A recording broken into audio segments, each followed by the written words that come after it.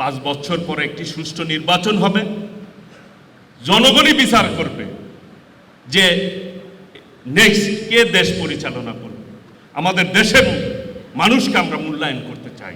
মনে করছে যে আমার ইউটিউবে ফলোয়ার্স বাড়ছে বা লাইক কমেন্টস বাড়ানোর জন্য উল্টাপাল্টা কথা বলছে, ভবিষ্যতে বুঝবেন জনগণের সামনে যখন আসবেন সমর্থনের জন্য, তখন বুঝবেন যে আপনার এই সমস্ত কর্মকাণ্ডের জন্য জনগণ শূন্য হয়ে গেছেন। আপনারা জনগণ এই সমস্ত জিনিস পছন্দ করে না। বর্তমানে এই ফ্যাসিবাদ মুক্ত পরিবেশে মানুষ চায় যে একটি বৈষম্যহীন সমাজ গঠিত হোক, একটি গণতান্ত্রিক সমাজ গঠিত হোক। 5 বছরের জন্য জনগণ রায় দিয়েছে।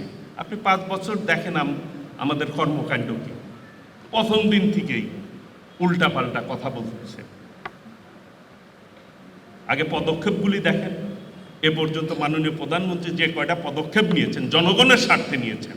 ফ্যামিলি কার্ড, কৃষক কার্ড, কৃষি ঋণ মওকুফ করেছেন, ইমাম মসজিদদের বেতন ভাতা দিয়েছেন, বৃক্ষরোপণ কর্মসূচি গ্রহণ করেছেন। বিগত ফ্যাসিস্টরা বন উজাড় করে ফেলেছে, যেই জন্য মাননীয় প্রধানমন্ত্রী আগামী 5 বছর 25 কোটি গাছ লাগানোর কর্মসূচি ঘোষণা করেছে।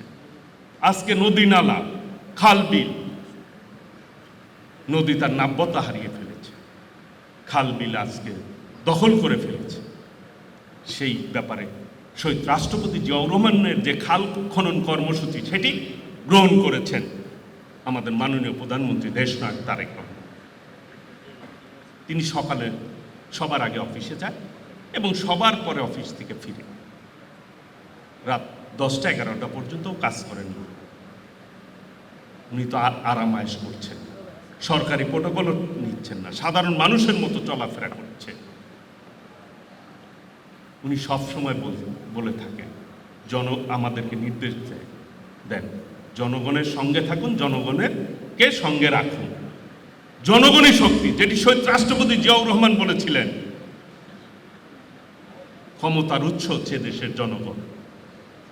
দেশনেত্রী বেগম খালেদা জিয়াও তাই ধারণ করেছেন এবং উনিও সেই পথেই হাঁটছেন। জনগণকে প্রাধান্য দিয়েই কিন্তু কর্মসূচি ঘোষিত হচ্ছে, কর্মসূচি পালিত হচ্ছে। আমি ভরসা রাখি হিরন স্মার্ট ওয়াটার পিউরিফায়ারে। আজকে সেই জনগণের দুর্ভোগকে যারা ফেলতে চায়, যারা ষড়যন্ত্র করছে, যাদের তর সয় না, আমাদের দেশীয় ভাষায় বললাম, অস্থির হয়ে গেছে। কিসের অস্থিরতা? আগে দেখেন, 5 বছর পরে একটি সুষ্ঠু নির্বাচন হবে, জনগণই বিচার করবে যে নেক্সট কে দেশ পরিচালনা করবে। আমরা ভালো করলে আমরা পরিচালনা করব, আমাদেরকে ম্যান্ডেট দিলে আমরা যাব, আপনাদেরকে ম্যান্ডেট দিলে আপনারা যাবেন। আপনারা সেই পথে হাঁটছেন না, আপনারা ষড়যন্ত্র করতে চাচ্ছেন, ষড়যন্ত্রের পথে হাঁটছেন। আমরা বলতে চাই, ষড়যন্ত্রকারী, নির্যাতনকারী, ফ্যাসিবাদ, স্বৈরাচার, রাজাকার কখনোই জনগণ গ্রহণ করে নাই, আগামী দিনেও করবে না ইনশাআল্লাহ।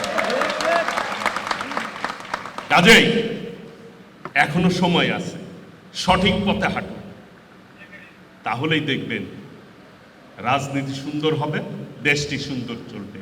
যেটি আমাদের মাননীয় প্রধানমন্ত্রী বলে থাকেন, আমার আগে আমরা, আমাদের আগে দেশ, সবার আগে বাংলাদেশ।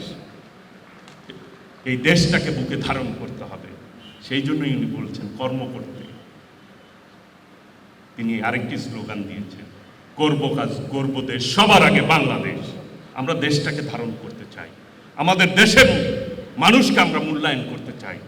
দেশটি আমাদের সবার, কারো একার না। কাজেই সম্মিলিতভাবে আমরা এগিয়ে যাব ইনশাআল্লাহ।